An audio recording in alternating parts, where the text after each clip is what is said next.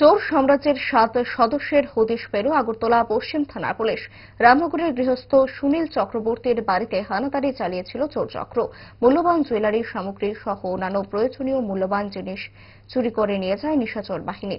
পরে এই ঘটনার পরিপ্রেক্ষিতে থানায় লিখিত অভিযোগ দায়ের করেন গৃহস্থ সুনীল চৌধুরী।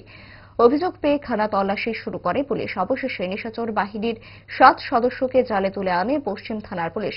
উদ্ধার করা হয় চুরি যাওয়া সামগ্রী। সংবাদ মাধ্যমে খবর জানালেন মহকুমা পুলিশ আধিকারিক দেবপ্রসাদ রায়।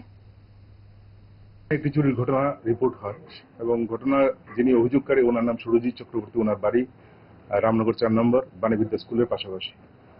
তো গত কিছুদিন যাবৎ আমরা একটা জিনিস লক্ষ্য করছি, একটা চুরের একটা গ্যাং নতুন করে কিছু এলাকাতে চুরি সংগঠিত করার চেষ্টা করছে।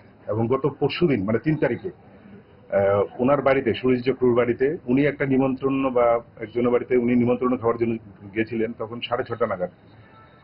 তো রাত্রিবেলা যখন উনি 9:30 বাড়িতে ফিরে দেখেন যে ওনার বাড়ির গেট ভাঙা, দরজার তালা ভাঙা, সবকিছু খোলা। এবং যখন উনি ঘরের ভেতরে ঢুকেন দেখতে পান যে ওনার আলমারি থেকে এবং বিভিন্ন জায়গা থেকে সোনার কিছু গয়না, বিশেষ করে কানের ইয়ার রিং, ফিঙ্গার রিং এবং একটি গলার নেকলেস একটা, এই সোনার জিনিসগুলো এবং ক্যাশ টাকা প্রায় 30,000 টাকার মতো ক্যাশ নিয়ে গেছে।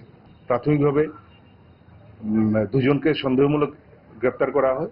ওদের কাছ থেকে বাকি আরো 4-5 জনের বিভিন্ন নাম পাওয়া যায় এবং যদিও তাদের কোনো মানে সঠিক ঠিকানা বলতে, ঠিকানা তো আছেই, কিন্তু ওই ঠিকানা অনুযায়ী ওদেরকে পাওয়া যায়নি। বিভিন্ন জায়গা থেকে ওদেরকে অ্যারেস্ট করতে হয় এবং পরবর্তী সময় এই যে জিনিসগুলি আপনারা দেখছেন, হাতের রিং, গলার চেইন এবং হাতের একটা চুড়ি, এগুলি ওদের কাছ থেকে উদ্ধার করা হয়।